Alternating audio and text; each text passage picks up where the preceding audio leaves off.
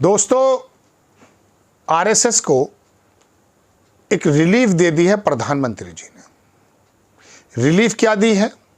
वो ये दी है सन 66 में जो इस पर लगाया गया था प्रतिबंध कि कोई सरकारी व्यक्ति, ब्यूरोक्रेट्स इसके अंदर सम्मिलित नहीं होगा, इसका मेंबर नहीं बनेगा। हालांकि मेंबरशिप का इनके पास कोई कार्ड नहीं होता। गांधी जी की जब हत्या हुई उस वक्त उस गोडसे ने क्या क्या किया है आप मालूम है, और किन किन को सपोर्ट था। चूंकि इनके पास रजिस्ट्रेशन कुछ होता नहीं है तो इसलिए मालूम नहीं होता कि आरएसएस का कोई था या नहीं।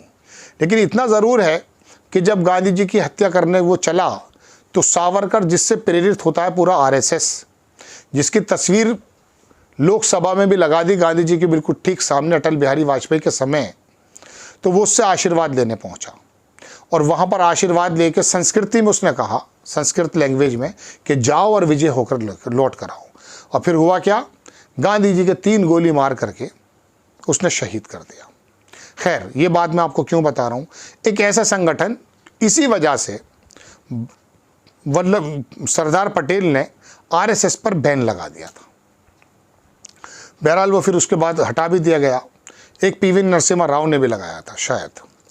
सन 66 से एक दिक्कत ये थी कि जो सरकारी नौकर हैं, बड़े बड़े पदों पर बैठे हैं, वो आरएसएस और जमात इस्लामी में सम्मिलित नहीं हो सकते थे।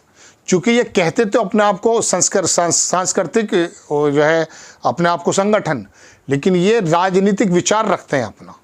जमात इस्लामी भी एक अलग विचार रखती है, उसके सामने भी निज़ाम का एक मामला है। और आरएसएस भी संविधान में बहुत ज़्यादा विश्वास करती नहीं करती, ये आप जानते हैं। तिरंगा कितने साल उन्होंने अपने यहाँ नहीं फहराया, ये भी आप जानते हैं।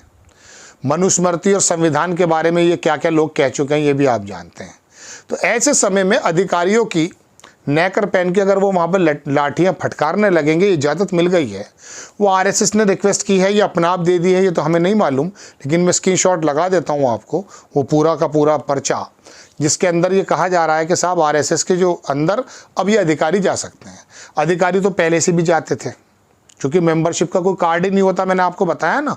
लेकिन अब कोई रोक टोक नहीं है। इनके तो जजेस का भी बाद में पता चलता है।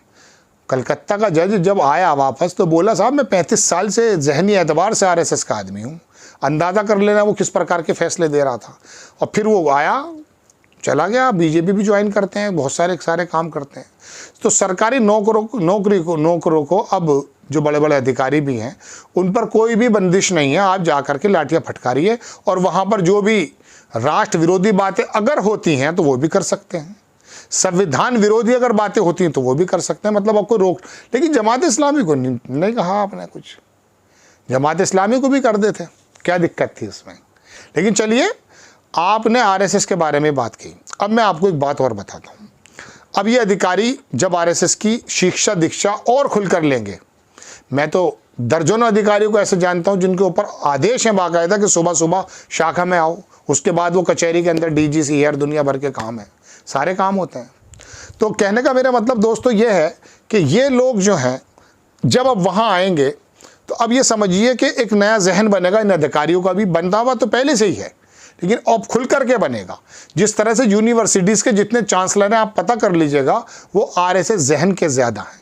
90% भी अगर मैं कहूँ तो उसमें मुज़ायका नहीं होगा। उन्होंने शिक्षा का निज़ाम अपने हाथ में ले लिया है, इसी वजह से उनको मालूम है कि ये तालीमी ऐसी नर्सरी है कि यहाँ से ही ज़ॉम्बी पैदा कर सकते हैं, धार्मिक पशु बना सकते हैं, और वो ऐसे ही जहरीले निकलते भी हैं। बड़ा बड़ा डॉक्टर, मैं ग्रुप के अंदर, मेरा ग्रुप है मोबाइल में, वहाँ एक नेफ्रोलॉजिस्ट डीएम, वो कश्मीरी फाइल और केरल फाइल देखने के लिए अपने तमाम स्टाफ को फ्री में जो है वो देता है।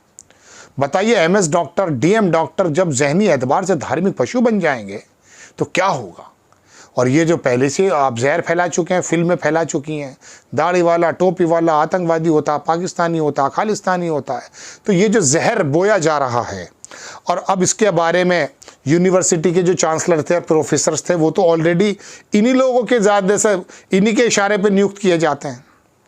ऐसा लोगों का कई का आरोप है, मैं अपनी बात नहीं बता रहा हूँ।